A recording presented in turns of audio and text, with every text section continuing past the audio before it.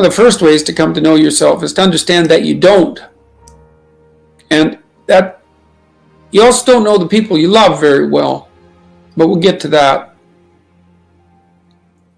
You can learn to kind of watch yourself like you're watching a stranger. But you have to adopt a position. It's a position of radical humility, I would say. Both humility in two senses. So one sense would be the humility of recognizing your ignorance. So you have to understand that you don't know who you are. And that's not easy to understand because you think you know. But then, you remember you can't control yourself very well. You're not very disciplined. You're full of flaws. Maybe you don't know yourself as well as you think. But it's hard to get low enough to understand how deeply it is the case that you are ignorant about who you are. Now, there's an upside to that too, which also is that you're also ignorant about who you could be. And so the discovery of that, is some reward for the horror of determining who you actually are.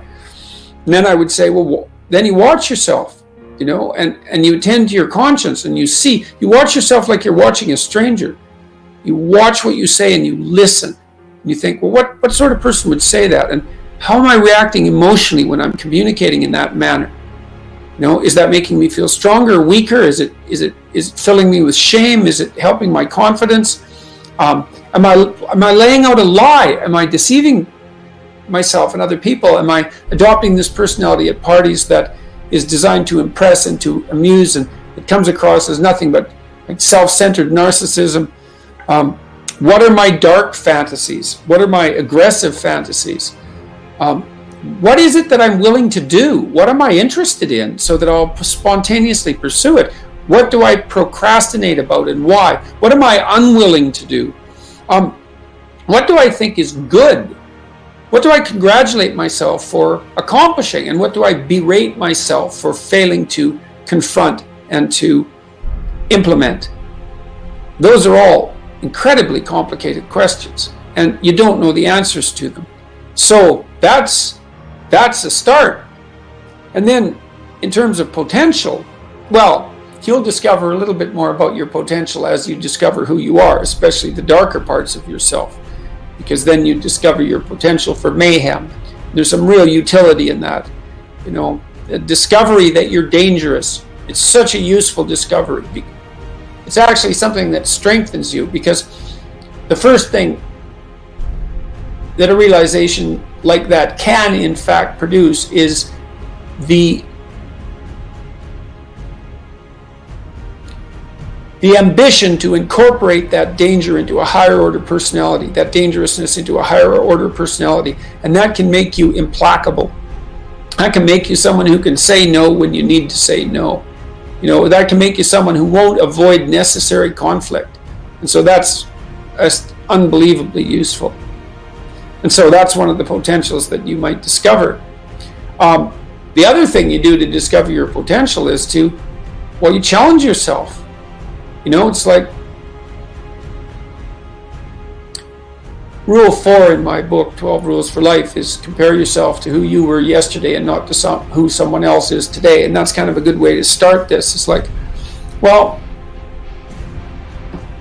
take a bit of a look at yourself and think about what's not so good that you could improve, that you should improve by your own standards, and that you would improve, and set yourself a little goal. Maybe you're not studying at all at your university, or maybe you're at work and you've got this stack of paper there, and you haven't looked at that damn stack for like a month, and you know that you should be, and you're bothering yourself at night because you're avoiding that. It's like, maybe you think, well, I've avoided that stack of paper completely for 1 month. I'm quite a coward when it comes to whatever snakes might be hidden in that stack of paper. How about tomorrow I just put that stack of paper in front of me on my desk, and I glance through it for 15 seconds. See if I can do that. It's like, well, you set yourself a goal of improvement. It's a humble goal, because really, are you such a coward that the best that you can bloody well manage after a month of avoidance is 15 seconds of exposure to a stack of paper? It could easily be. You've been avoiding it, so you're obviously afraid of it, and so the situation could be that dismal and dire, and you might think, well, geez, it's no balm to my ego. It's not fostering the strength of my ego to recognize in myself someone who could only withstand 15 seconds of exposure to that thing I'm afraid of. And so that's a form of humility too. It's like there's things you could do to improve, and you know what they are. And there's small steps that you could take, that you might take, that would put you in that direction. And then the question is, are you big enough to take those small steps? Are you capable of grappling with the fact that you're fundamentally flawed to the point where you have to break things down into almost childlike steps in order to manage them? And the answer to that is, yeah, you are. And that's the lot of, I don't know if it's the lot of everyone. Most people have things they avoid, and they're afraid of. So I would say to some degree, it's the lot of everyone. People vary in the degree to which they've conquered that. And you do meet people from time to time who are extraordinarily disciplined. But most of the time they've got disciplined in exactly this manner. It's through slow incremental improvement. And then you challenge yourself. It's like, well, could I do this? That would be better. And then you find out. And then you think, well, is there something slightly larger and more challenging that I could do that would be better?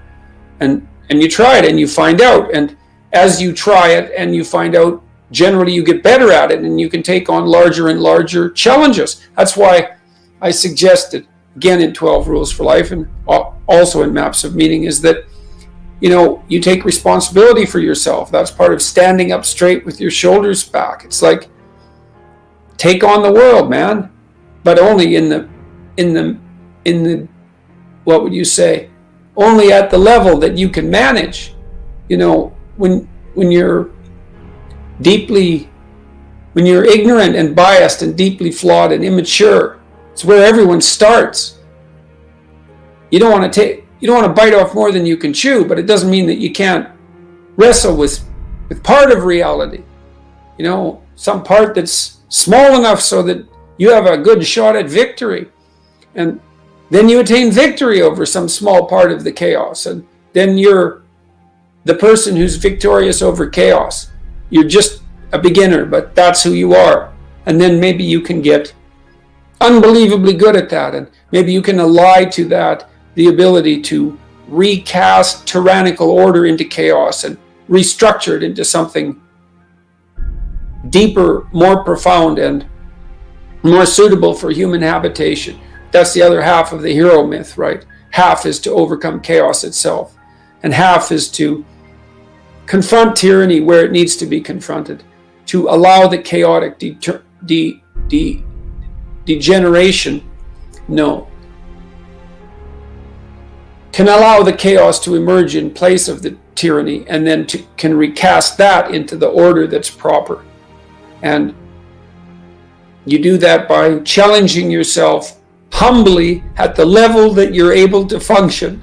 That's right. And you can think of it, it's easier to understand if you think about a child that you're trying to rear properly, and you want to make that child, help that child reveal their highest potential, whatever that is, whatever that means.